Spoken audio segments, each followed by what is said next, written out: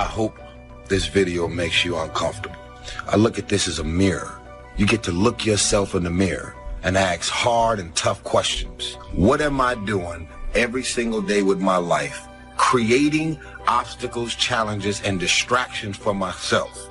Creating distractions for myself because of all of this pressure that I live under, trying to make all of these people think that I'm doing it big.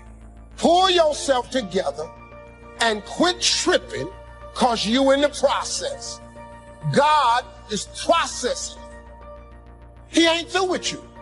If he was through with you, you would not wake up in the morning. He gonna fix it.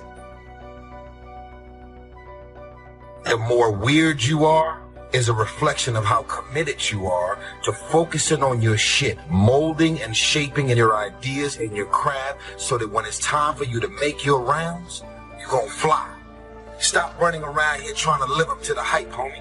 I'm just keeping it real, man. If that's what it is, you owe it to yourself to start strategically working to change directions. Most people will resist change.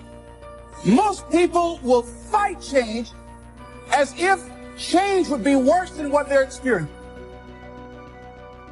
It's not what happens that determines your life future. It's what you do about what happens. All of us are in like a little sailboat. And it's not the blowing of the wind that determines your destination, it's the set of the sail. If all you do is stay in little-minded, muddy mud puddles of small thinking, you'll never grow any bigger. And some of you, it's time to get out of the mud puddle and get into a lake. And some of you need to get out of the lake and get into the ocean and let God release your potential. See, here's what's amazing. At any point in your life, you can just decide to write a new script. You can decide to become a whole new character. See, the leading character in the story of your life is you. And guess what? You and God control the script. You can simply decide to be a new character.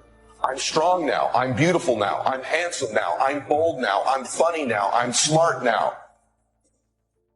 You're so busy reaching out to your future that you are neglecting what you have been given right now.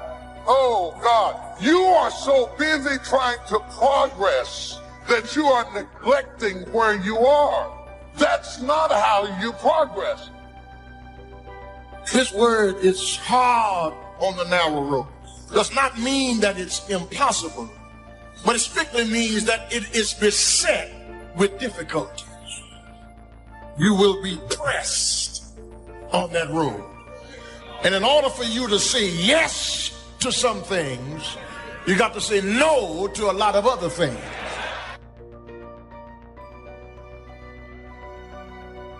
Master where you are, and then you get promoted to where you're going. You don't neglect where you are, trying to reach after where you're going. Because if you learn how to do great things in a small place, you're going to do great things in a larger place, and you're going to be great over here.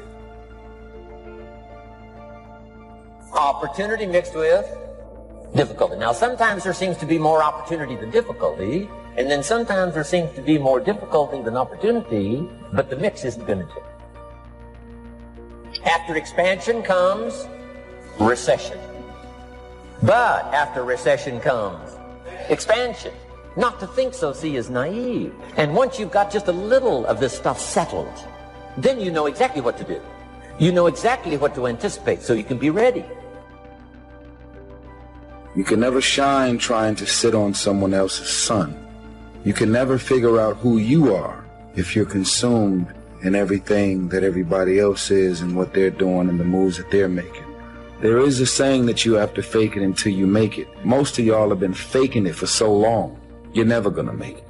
Most of y'all have been faking it so long, you now believe your own tricks.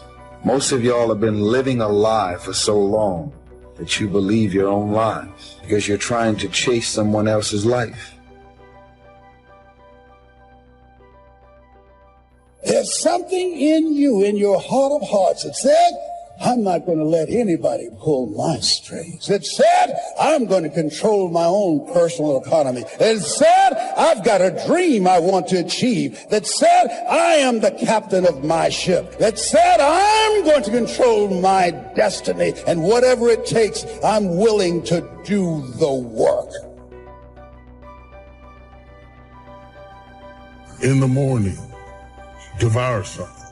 Throw your whole self at something. You'll never know what you can do and what you can be until you throw your whole self at it. Devour it. I mean, devour it. Don't try it. Devour it. Attack it. Attack it like you're going to kill it. Devour the prey. And in the evening, you divide the spoils. We have it backwards today. We want to divide the spoils in the morning. So we're blinging when we ought to be devouring. See, don't worry about whose name you wear when you're young. Worry about your name.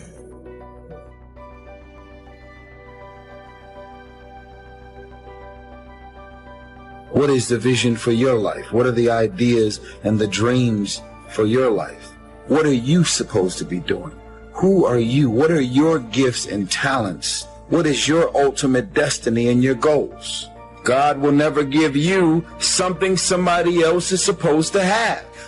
There is an old person down inside of you that's dependent on you to be smart. It's the person you're going to be 30, 40 years from now.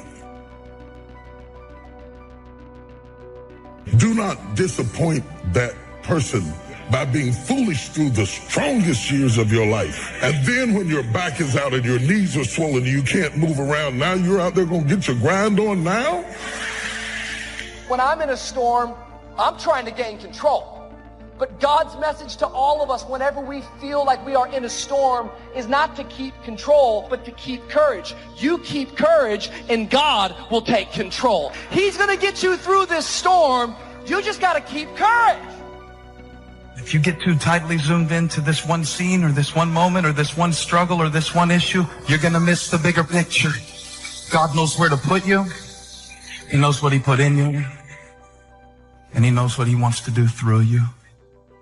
How do you keep the faith? How do you keep your head above water? How do you march against the tide? How do you stand up when everybody around you seems to be falling down? How do you keep firm and solid footing when everything underneath you seems to be slipping away? How do you keep the faith? You've got to be born again. And when you're born again, there's some things you just have to take. Just some things you have to stand up under. There's just some fights you're going to have.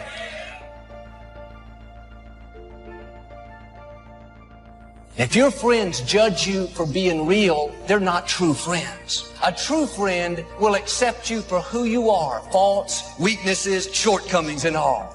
And people that judge you are not being honest with themselves. They're just wearing their mask, hoping that you don't notice. Everybody is dealing with something. There are no perfect people. But we live in a society that stresses image. It tells us if we don't have it all together, if you don't wear the latest, drive the latest, then you're less than. This creates all kinds of pretending, trying to impress. And that may feel strong, but in fact, it's weak. If you can't be honest with yourself, you have to hide your struggles, act a certain way to keep up your image. That's going to keep you from your full potential.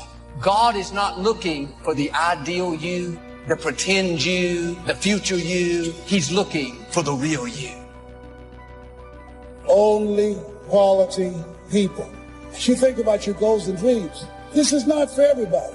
You want to build an organization with only quality people. Not people who need more, but people who want more.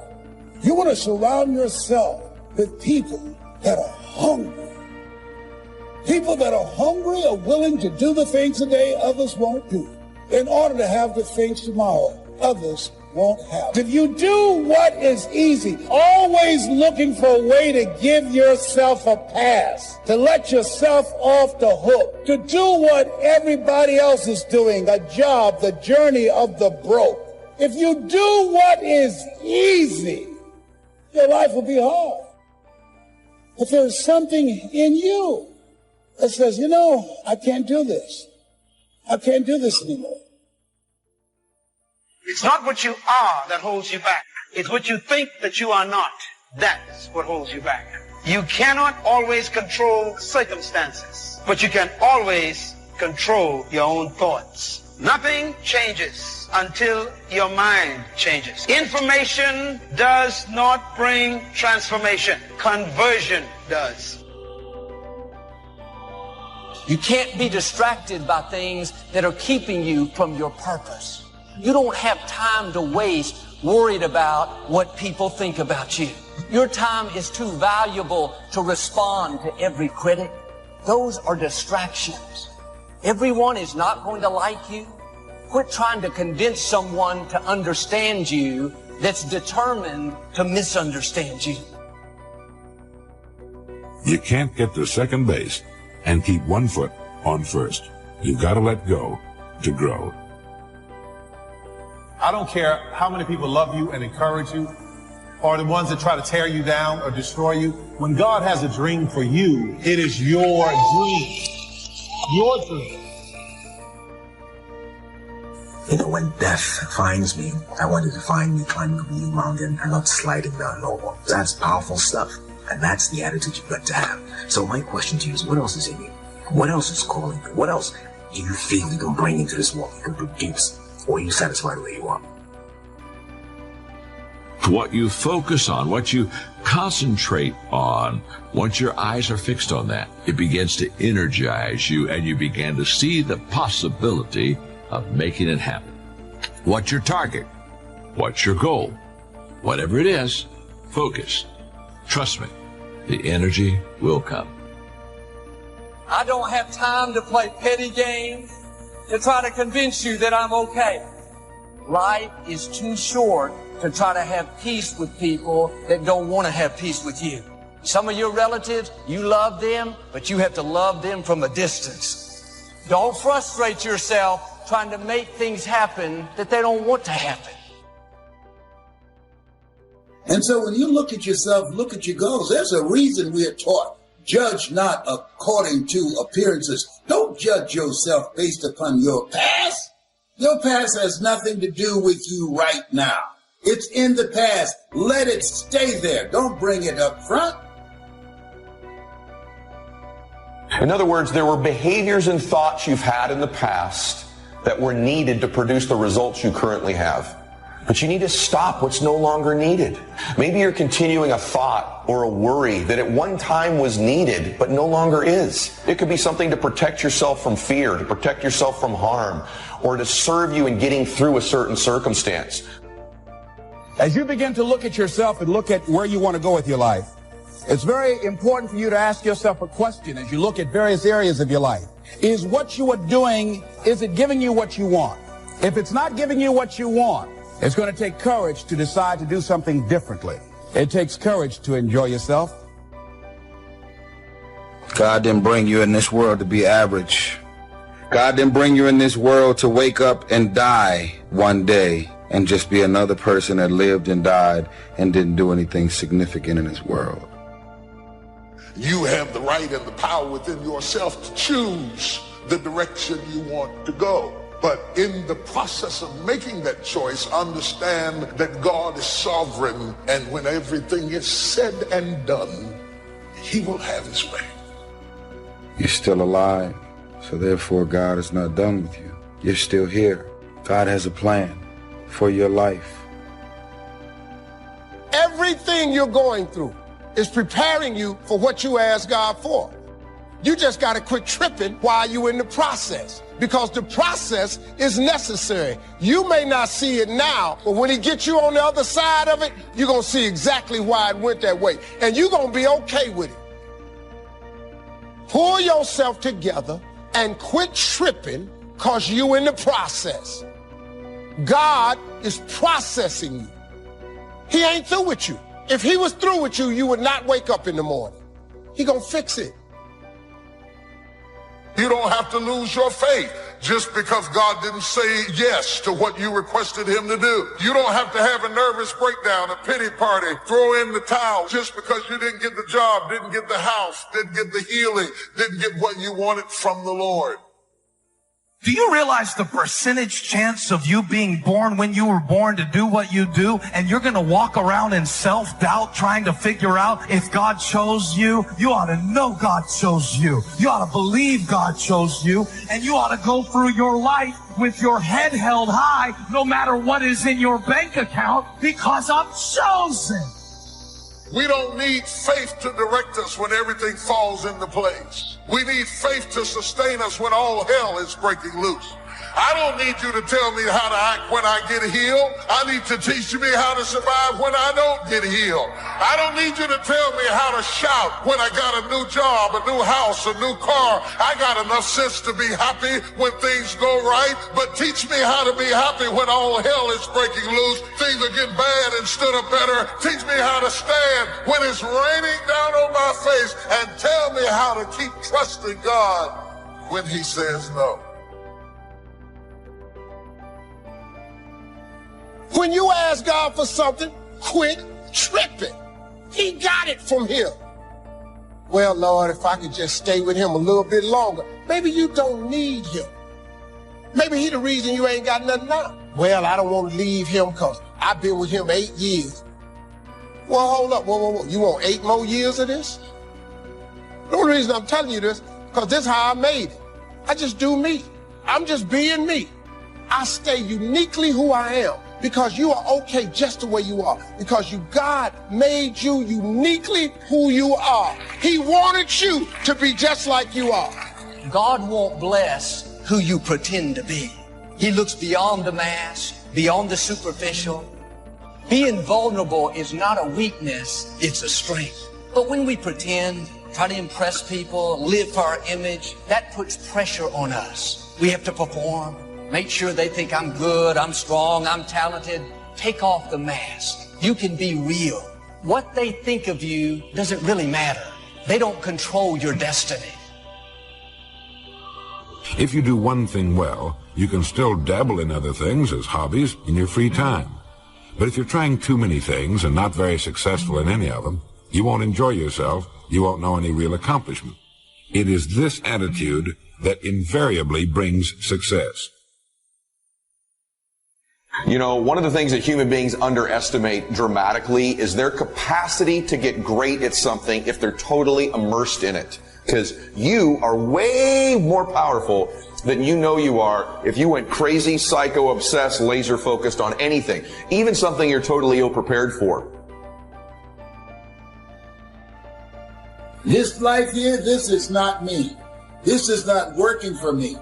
I want a way out. I want to do something else. This job, it's not me. Many people are staying where they are, even though the place where they are is not them. When there are major changes that you need to make in your life, and you don't make them, after a while, you become blind to them. There's a whole generation. Everybody wants purpose. Not very many people want process. I want to encourage you today. Every one of us, we are all just passing through. We are all just going through this life. This place called Earth. I love my life. I'm grateful for life, but I understand this is temporary. I'm living for an eternal perspective. This life is temporary. I want to live my life on mission. This is a key phrase now to use the rest of your life. You must learn to discipline your disappointment because you didn't set up the setup. And that is not of your making. Now, if you made gross errors and you ran them off, see, that'd be different. Now, you're responsible for that. But if it's in the normal course of things, this is the way things are. So you look at this thing called life, it's about transformation. It's about disruptions and about miracles because you have miracle working power. Don't judge where your situation is right now, even if you don't have any evidence to the contrary. Judge not according to appearances. See, that's why you have to have big dreams, because your dreams have to be bigger than all your fears and all your consequences. What makes people go back is you dream too small. See, your problem in life ain't if you aim too high and you miss it. Your problem in life is if you aim too low and you hit it. You messed up now. You've got to develop this might be the day attitude. All right? This might be the day. Well, why do you keep coming back? Why do you keep acting so strong? Well, because this might be the day. This might be the day I discover myself. This might be the day I get my breakthrough. This might be the day I fall in love. Right? This might be the day. That's the kind of attitude you've got to have when it comes to looking at what it is that you want. This might be the day. If you're not eating or mowing your lawn or thinking or working or living better today than you were a year ago, you've got yourself a little problem. Maybe you're hanging on when you should be letting go. And there are things that happen to us, experiences that we have along the way that prevent us from working through the mental block of acting. And so what I want you to think about, what is there that you know you need to do, that you want to do this, but for some reason or another, you've been holding back. You just have not been able to gather your nerves or putting it off or justifying or blaming. Some reason or another, you just haven't done it. Climb and maintain. You've got to climb and maintain. If you don't remember anything else I said today, remember climb and maintain. If it's turbulent and there's trouble, go higher. Don't sit there. If the devil is breathing down your neck, he's right where he's supposed to be. But if you want him to flee, just submit to God and resist him, and he's got to flee. I've never seen anybody in the presence of God worshiping and praising, and the devil was able to stay. If you want him to flee, you got to pray and worship. You got to climb and maintain. I'm not the smartest. I'm not the brightest. I may not have all the best information, but I'm going to outwork you, and you would have to kill me to get me to stop chasing my dream. Have you made that decision? You don't need to know a little more. You need to execute a little more. You need to get after it. You need to make some mistakes. Perfection is the lowest possible standard. Quit trying to be perfect. You don't need to know everything. The best people I know in business, they take action when they don't know everything. They learn what they can and they go execute. They make a mess. You need to embrace the mess. Embrace the chaos. You're never going to know everything you think you need to know. That's why my low IQ, and I'm not kidding when I say that, is to some extent an advantage. I don't think about all the stuff I don't need to know. You take action. The Lord has a way when you step into a new space of revealing to you the people, places, resources, and things you need in that space, and you go from there and you go to the next one. Here's the time to act. When the idea is hot and the emotion is strong. That's the time to act. Action pronto. Action immediate. Action as soon as possible. Because if you don't, here's what happens. We call it the law of diminishing intent. We intend to when the idea strikes us. We intend to when the emotion is high. But now if you don't translate that into action fairly soon, now the intent starts to diminish. And a month from now it's cold. A year from now, can't be found. So act. Set up a discipline when the emotions are high and the idea is strong, it's clear and powerful. That's the time to set up the discipline. I have a great friend of mine named Carl Edwards, who's a NASCAR driver. I sponsored his car for a number of years. And he said the scariest thing in NASCAR is when there's a crash in front of you, we are trained to drive right into the smoke. If you look at the wall, you run into it. You cannot even look at the wall, you pull the steering wheel into the wall. So when there's a crash at 215 miles an hour and there's smoke everywhere, we are trained to drive right into the smoke. Can you imagine that? Imagine the fear level of driving into the smoke at 200 miles an hour when you know there are crashed cars in front of you. That's what you do as a driver to win. That's what you do as an entrepreneur to win. That's the difference. Knowledge equals execution and speed. Next thing you need to do, you need to stop negotiating the price tags in your life. The fact of the matter is that when I was struggling, I was constantly negotiating whether it was worth it. Is it worth it? I'm away from my family. It's costing me money. I had to come to this seminar. Is it when you're negotiating the price you're paying all the time? Does that sound familiar to you? Yes or no? Or the people around you are negotiating the price you're paying all the time. When I was poor and broke, when I would walk into a store, we all relate to this, I didn't look at what I wanted. I looked at price tags. I flipped them over. What's it cost? What's it cost? What's it cost? What's it cost? I can get that one. When I looked at a menu, what's it cost? What's it cost? I'll get that. People who come from scarcity and are poor thinkers are constantly negotiating price. Wealthy people, there's a thin veil. They negotiate worth. There's a difference between cost and worth. Is what I'm doing worth it? Is what I'm doing worth it? Not what's it costing me. In fact, the price you will pay for not winning is infinitely greater the rest of your life than the price you will ever pay to win. But you're negotiating it too often. You're vacillating. It takes your energy. It strips your focus. For most people, their will to win is for sale. For most people, with enough failure, enough setbacks, enough adversity, you can buy them. They will relent. They will sell their dream. They'll sell their kids. They'll sell their future. This is the truth. You remember I said this to you because you're going to face this moment. There's going to be a point in time in your life where what you know is not enough. And if you're me, when I arrive at those points, I got to find something higher than me to pull me through. And you're going to have to rely on your faith and the decision you've made where you've negotiated the price in advance before it hits. Because for most people, enough of that, they'll relent. Yeah, it just wasn't for me. You know, I learned all this stuff, just the timing was right. Or, you know, you don't know about where I live. Where we live, this stuff doesn't work. And you sell your dream. And what you do when you do that is you sold your children's future. You sold your own future. You've relented and you've given in. I want you to think about that. Because when you go, nah, it wasn't for me. No.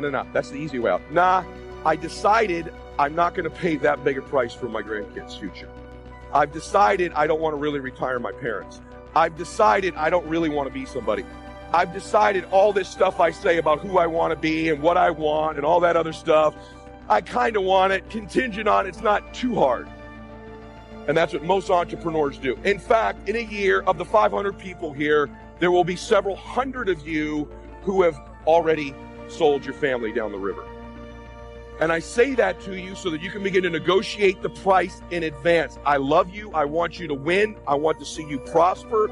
I want to see magic happen for you. And if you don't, while you're at this meeting, all the notes, all the logistics, make a decision that no matter how big the price gets, as long as it's legal, ethical, and moral, I'm going to pay it. I've negotiated in advance. My will to win, my family's dreams, my future is not for sale. It hadn't happened yet, but I'm dressed for it. I'm ready for it. I'm learning about it. I'm ready to do it. I'm ready to walk into it. I'm ready to receive it. I'm getting ready for it right now. When it does happen, I'll already have my stuff. When it does happen, I'll already be in place. In other words, move into the place where the blessing is going to come. Have you ever noticed that whenever depression comes, one of the first things it tries to do is get you to stay in the house? Because the devil knows that in order to get a certain level of blessings, you have to be in a certain place. And he'll do anything he can to get you to be all dressed up, but in the wrong place. It's a dangerous thing to stay too long in a place that you're overdressed. It's all right to be in the lobby as long as you leave. But if you're going to stay in the lobby too long, it will mess things up because you got to move into the place that you are preparing for. That's why no matter how much I love people, I can't stay in no place that I'm not trying to be. If I'm trying to go to the next level, it doesn't matter where I start. It matters where I finish. And I don't mind you seeing me dressed differently from you as long as you understand I'm on my way. You know, how y'all on the way to the beach, all have fun. You going to the pool, having a good time. Yeah, I'm going on over here. Why am I going in this direction? Because he's calling me. He's calling me. You go on wherever you want to go. Do what you want to do. But he's calling you. And when you start getting in the place, you don't fit. You don't fit, but you're there. Being successful is lonely because you didn't fit where you came from, because you was dressed for where you're going. And you don't fit where you're going because you just left where you came from. And so you got to be prepared to be a misfit if God's going to give you this blessing. If you got to have a strong support system, you can't get this level of blessing because you're too in to be out, but you're too out to be in. You're too close to your destiny to let your history hinder you from getting to your destiny. And so when you start moving into your destiny, you're in the position, but you don't feel comfortable. Is there anybody in here who knows what it's like to be in a position that God gave you and you don't feel comfortable in it? You're in it, but you don't feel worthy of it. You don't feel right to be in it. You feel out of place in it, but God gave it to you. Well, get in the place and stay there. God knew who you were when he put you in the position.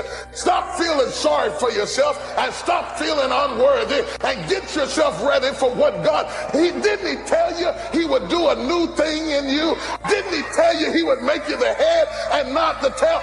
Don't blow this miracle. This miracle, who am I preaching to? This miracle is for you. All God wants you to do is get in the place and wait. Isn't it strange to be excited about something nobody's excited but you? And your first tendency is try to make them be excited about something they're not excited about. But God says, just wait. Don't try to make it happen. Don't try to force it to happen. Don't try to throw out your business card. Don't try to get no reputation for yourself. Just be prepared and just wait. You're not going to have to open this door. God is going to open this door for you. When God opens a door, it's mind-boggling. It seems like it comes out of nowhere. It just happened just when the devil said you wasn't going to get up. Just when your flesh said you're too stupid and you'll never be anything. God just opens up a door. He said, I set before you an open door. Let me tell you what's good about God opening the door. If you open the door, you have to keep it open. But when God opens a door, he said, doors I open, no man can shut them. Whoever I'm preaching to today, God is getting ready to open up a door for you that is utterly mind-boggling. You won't have to defend it. You won't have to fight for it. All you got to do is stand still and see the salvation of the Lord. God is going to open the door. If you just wait, this time you're going to walk through the door into your destiny. This time you're going to get your breakthrough, and all you got to do is wait